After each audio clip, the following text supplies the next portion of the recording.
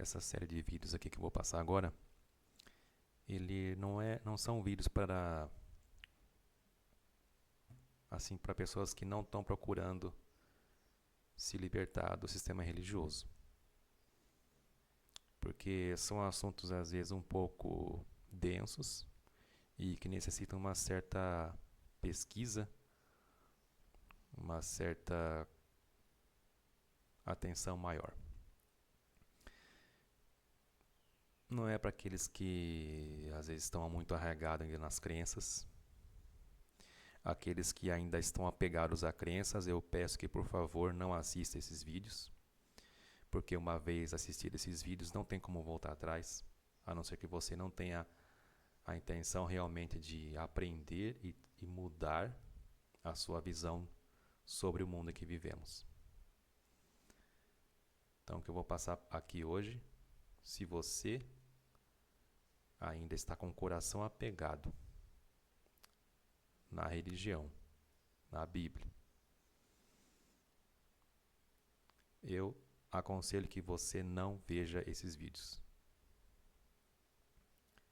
e feche ele. Depois não vai falar que eu não avisei, que uma vez que você viu isso aqui, vai ser difícil para desvincular, né? A não ser que entre por um ouvido e saia pelo outro, e você vem aqui só para tecer comentários às vezes falando que eu sou rebelde, que eu sou excomungado, que eu sou apóstata, que eu sou blasfemador e etc. Eu não vou nem te responder. Vamos começar então? Ao lado você está vendo aí o painel, é um diagrama. Esse diagrama trata-se do painel de revelações de quando viria Jesus Cristo. Para começo de conversa, Cristo nem sequer falou a data e a hora que ele viria. Ninguém sabe o dia, ninguém sabe a hora. Então, por que marcar datas? Por que calcular datas para a vinda de Cristo? Pronto, acabou o vídeo, pode sair. Pode... Vamos parar por aqui. Mas para você que quer entender o porquê dos porquês, vamos pegar lá atrás na história em 1843, por aí. Esse aqui é o diagrama de William Miller, onde, segundo as suas interpretações a respeito dos reinos que se levantaram desde a antiga Babilônia, Medo-Persa, Grécia e Roma, ele previu que o reino de Cristo iria vir em 1843. Está vendo aqui embaixo? God Everlasting Kingdom, 1843. Então, lá naquela época era comum eles fazerem contas para marcar a volta de Cristo. William Miller pregou isso aí, que desde quando Jerusalém foi sequestrada, foi tomada em 530, 540, 580, por aí. Cada um marcou uma data diferente para cair numa certa data para falar que foram eles que foram os escolhidos. Essa é a verdade. Tá? William Miller falou que Cristo ia voltar em 1843. E depois, quando isso não aconteceu, surgiu o chamado o Grande Desapontamento, onde pessoas que estavam saindo do movimento de William Miller passaram a criar as suas próprias datas para a vinda do Messias. Sendo que Jesus já falou que ninguém sabe o dia, ninguém sabe a hora, mas os teimosos ainda continuam marcando data para a vinda de Cristo. Aí, quando não aconteceu nada, que William Miller falou, 1843 passou e nada aconteceu, vieram outros teimosos para fazer a mesma coisa. Não, tivemos um novo entendimento, tivemos uma nova luz. É sempre assim, uma nova luz que fala que Cristo voltou de forma invisível. E como você vai provar que a pessoa viu Cristo voltando de forma invisível, sendo que o invisível ninguém vê?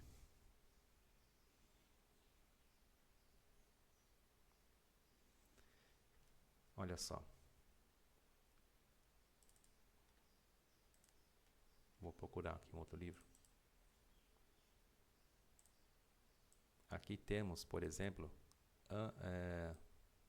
o estudo de Eliot. Deixa eu aumentar aqui. Hora apocalíptica.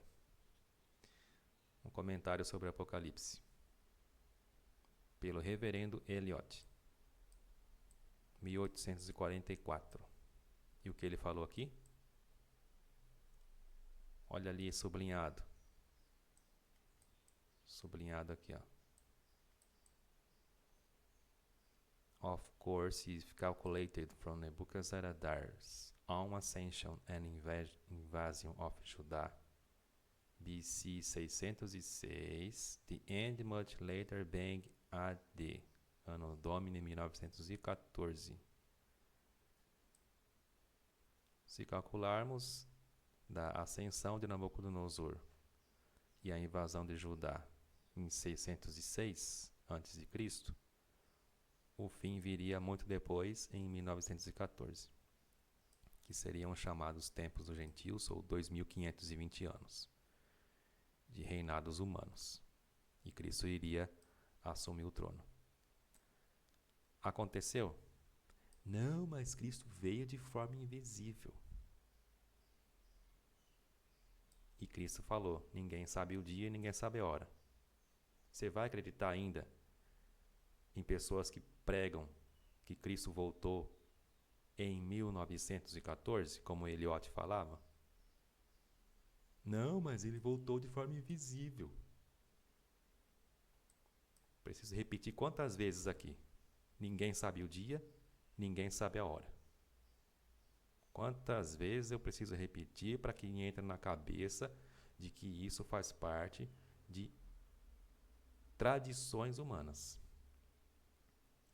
Tradições e calcular a data para a vinda de Cristo, adivinhar o futuro. Aqui tem mais, vamos ver outras imagens.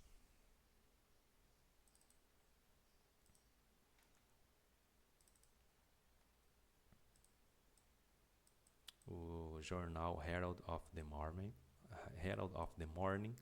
de Nelson Barbour, está falando aqui. Gentile Times. Nelson Barbour, editor, Rochester. Olha o que ele falou. I believe that the gospel dispensation will end 1878. The Jews will not be returned to Palestine until 1881, and that the times of Gentiles with the 7 prophet times, 2520 anos, né? Ou 1260, o que começou com um reinado que Deus deu Nabucodonosor lá, 606 a.C., e o fim não viria antes de 1914, ou 40 anos a partir desta data. Passou 1914, passou 40 anos depois, e o que aconteceu? Cristo voltou? Preciso repetir quantas vezes? Não, mas ele voltou de forma invisível. Esse aqui é um livro de Nelson Barbour. Pesquise quem foi Nelson Barbour e quem foi a pessoa que foi simpatizante de Nelson Barbour também, que concordou com os ensinamentos adventistas de Nelson Barbour e acabou fazendo uma parceria para criar esse jornal aí, o Herald of the Morning. Só que depois, com o tempo, os dois se separaram porque algumas crenças deles eram divergentes e criou-se uma nova ramificação, um novo movimento a partir do adventismo, a partir do presbiterianismo e etc. Então, o adventismo seria a volta de Cristo. Não estou citando o nome de placas, tá? Então, o segundo é o movimento do segundo advento acho que do século XVIII, século XIX, sei lá. Não sei dizer bem exatamente. É um movimento do segundo advento que surgiu a partir dele o desapontamento, e a partir do grande desapontamento várias denominações foram criadas, cada um falando quando Cristo ia voltar. Aí você pesquisa para saber quais são esses grupos religiosos que saíram a partir do grande desapontamento de William Miller e criaram as suas próprias denominações religiosas, colocando datas para a vinda de Cristo. Deixa eu ver se tem mais imagens aqui.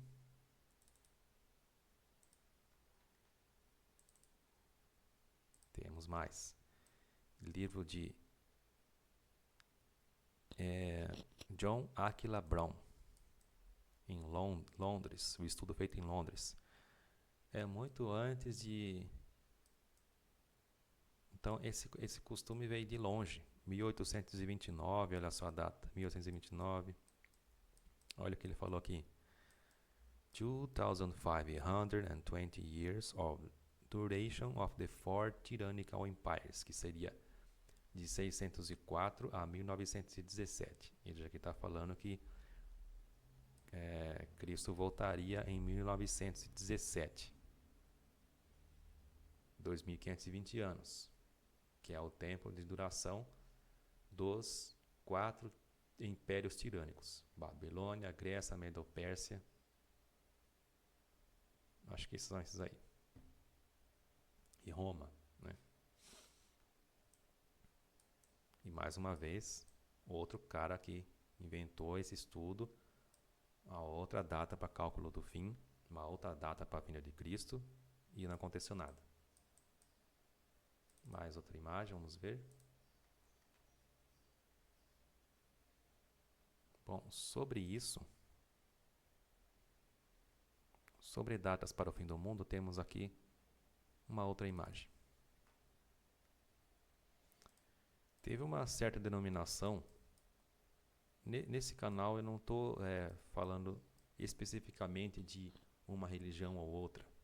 Eu estou tentando explicar sobre o sistema religioso que ainda continua enganando as pessoas para que elas nunca sejam livres. É uma pega e fala mal da outra. Não porque o fulano de tal calculou a data para o fim do mundo e não aconteceu nada. Não precisa dizer nada que isso não aconteceu. Eles falam isso só para atrair fiéis. E olha só. O globo. Afinal, o fim do mundo é dia 21 de outubro. Harold Camping, de 89 anos. O homem que há uma semana previu que o mundo ia acabar no dia 21 de maio, pediu hoje desculpas pelo erro de cálculo.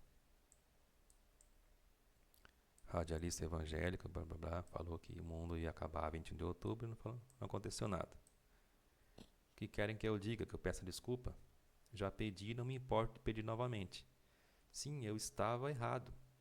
Não sou um CEO, sou apenas um servo de Deus. Posso contar muitas histórias e estar errado sobre elas, disse, avançando depois com uma justificação para o seu erro. O mundo foi julgado no dia 21 de maio, mas foi um julgamento, o quê? Invisível. Não podemos ver com os olhos, mas o julgamento já começou de forma espiritual. Então ele viu, mas não tem como provar para os outros. E as pessoas vão ter que engolir isso aí, sendo que não viram, que não tem provas, assim como eu falei no começo dos vídeos. Eu só mostrei o que eu posso provar. Tem coisas que eu não posso nem entrar em assuntos detalhados, porque não adianta, muitos não vão acreditar. São coisas que tem que acontecer com você, espiritualmente falando. A própria espiritualidade tem que chegar até você e falar, e mostrar sinais para você, conversar especificamente com você. Aí não vai ter como você duvidar. Agora, chegar uma pessoa e falar, não, porque o julgamento disso aqui lá foi uma coisa invisível, né? Foi uma coisa espiritual, tem que ver com os olhos espirituais, e blá blá blá, e todo mundo tem que engolir e pronto. Se você não engolir alguns desses grupos que são extremistas, fundamentalistas, eles vão fazer o que com você? Se você não acreditou no que eles falavam, você vai ser expulso e vai perder o contato com a sua família. Lembra dos 5 grupos que eu falei? 5 grupos que eu conheço, pelo menos, que fazem o ostracismo. Quando a pessoa sai daquele grupo religioso, que ela desperta e não quer mais fazer parte daquilo, ela vai ser vista como um rebelde, um tirano, um apóstata, um excomungado, uma criatura, e ela vai ser evitada pelos demais. As pessoas vão cortar o contato familiar, de amizade, de convívio social com aquela pessoa. Ela não vai mais existir. É como se fosse uma morte em vida. Então, porque eu não vi, porque eu não acreditei, agora eu vou ser obrigado a passar por isso. Todo mundo vai parar de falar comigo porque eu não acredito no que o fulano falou, que Jesus veio de forma invisível. Uma coisa é falar, outra coisa é tentar obrigar os outros a acreditar no que você fala. Aqui eu não estou obrigando também ninguém a acreditar no que eu falo. Vai você e pesquisa. Aqui eu estou dando um norte. Pesquisa por conta própria. Se quiser, eu posso depois entrar em contato comigo. Eu posso dar alguns livros, algumas informações para você pesquisar. Eu estou deixando tudo aqui entre linhas e você vai descobrir por conta própria de quais grupos eu estou falando. Que são esses grupos que são, de certa forma, perigosos e que podem muito bem acabar com a sua vida. Muitos não aguentam. Tá? E eu vou entrar em assuntos mais profundos aqui. Eu vou mostrar por que algumas pessoas não aguentam a pressão. Porque vai muito além de crenças que estão na superfície. Nos bastidores, existem coisas muito mais pesadas. Por isso que eu estou falando. Se você ainda está apegado a crenças, a dogmas, a doutrinas, ao seu sistema de crenças, por favor, saia desses vídeos. Não assista. Tá certo? Então, eu acho que por hora era esse o recado que eu tinha que passar. Vou dividir esses vídeos em vários e vamos chegar a assuntos um pouco mais profundos, um pouco mais pesados, um pouco até desagradáveis, um pouco densos, pesados de se contar. Eu deixei muito para depois esses vídeos porque realmente é um assunto que me desgasta demais, mas eu preciso falar, porque existem pessoas que precisam ouvir essas coisas que eu vou falar aqui agora. Precisam ouvir, precisam ter a certeza de que se elas saírem desses grupos religiosos, elas não estão desagradando a Deus, elas não vão morrer no juízo final. Então exige coragem e exige certeza antes de você tomar uma decisão. Mas se você ainda está com a cabeça muito lá dentro, fique lá. Tá bom? Bom, era isso que eu tinha que passar por hoje, nesse vídeo. E até o próximo. Muito obrigado.